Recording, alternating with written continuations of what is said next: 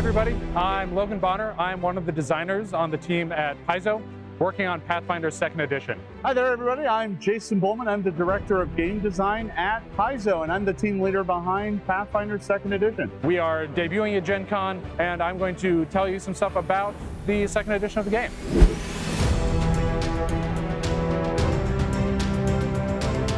So when we were looking to design Pathfinder 2nd Edition, we thought long and hard about what we wanted the game to be, what we wanted it to become. We needed a game that had a bit more of a modern aesthetic, a game that we could really teach to new players quickly. What we did was we kind of looked at the core style of gameplay. We knew people wanted a tactical game. We knew people wanted a game with a lot of character options. And we are still kind of catering to that type of player and that type of GM. There still had to be elves and dwarves and fire giants and trolls. All of that still needed to be true. It needed to be Pathfinder, though, as well, so it needed to have deep and rich options. So we wanted to make a lot of those more integrated into the game from the start. But we also needed a game that I could sit down a brand new player, and in 15 minutes they were rolling dice and having fun. Because the longer they have to spend reading a rule book, the longer it's going to take for them to be having fun, and that's what the game is all about. So now we're going to take a quick look at the character sheet. So we have sections for kind of your ability scores, your skills, your defenses, so this is where your AC and your saving throws are, your hit points, your perception, and your attacks. That's kind of all on the front page of the sheet. In addition to your name, your character's name, your ancestry, your background, your level, and how many hero points you have, which is kind of a new concept in the game. We also have a nice spot for all your feats throughout the game. As your character goes up in level, all the characters kind of alternate between getting class features and class feats. So we have a spot for every feat you're going to get through your class and through kind of your general character progression, and a spot for your gear. This is kind of the main character sheet, is these two pages. We have some optional ones as well. If you want to write down some of your actions, write down your character sketch, some of your backstory, some more kind of personal information about you. There's spots for all that. And then at the end is a sheet for spellcasters with the information about your spell DC, the tradition of spells you cast, and some short descriptions of all your spells.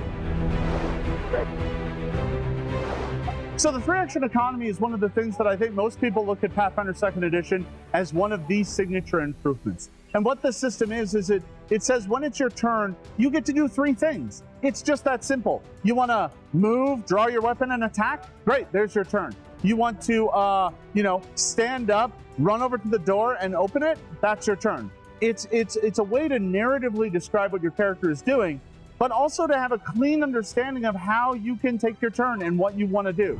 If you want to attack, you can do that. If you want to move and attack and then move, you can do that. We don't make you take a bunch of feats to play the game in different ways. We just let you do it.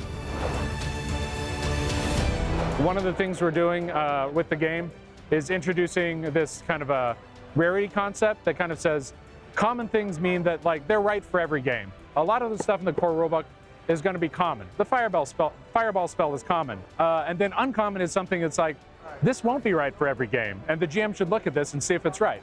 It's something that is maybe accessible through character choices. For example, some of the spells are uncommon because only certain classes can get them. And then there's the rare rarity, which really means that it's like, this is completely in the GM's control. This is not something that is going to appear all the time. For instance, in the core rulebook, we have the anti-magic field spell. Shuts off all magic. A player can't just take that unless the GM has figured out a way in the story for them to get it. Or the GM might decide, you know what, anything goes. Take uncommon things, take rare things, whatever you want to do.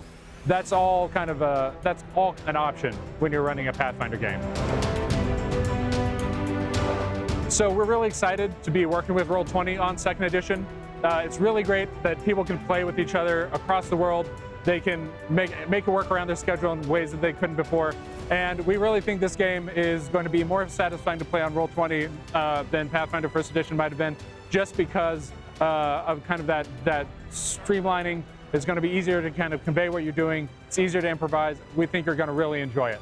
I think when it comes to apps like Roll20, we couldn't be happier to have our games there. Anything that helps people make characters, play the game, we are all for. Those sort of tools make everybody's life a little easier and lets them get away from, the book and staring at rules and actually playing the game. And that's really kind of what it's all about. We're excited to have our books in people's hands and let them pour through the details and stuff. But when it comes down to it, you just want to get down to the dice rolling and the monster murdering and the treasure stealing. So anything that helps you get to that faster, we are all for. And Roll20 is a big part of that.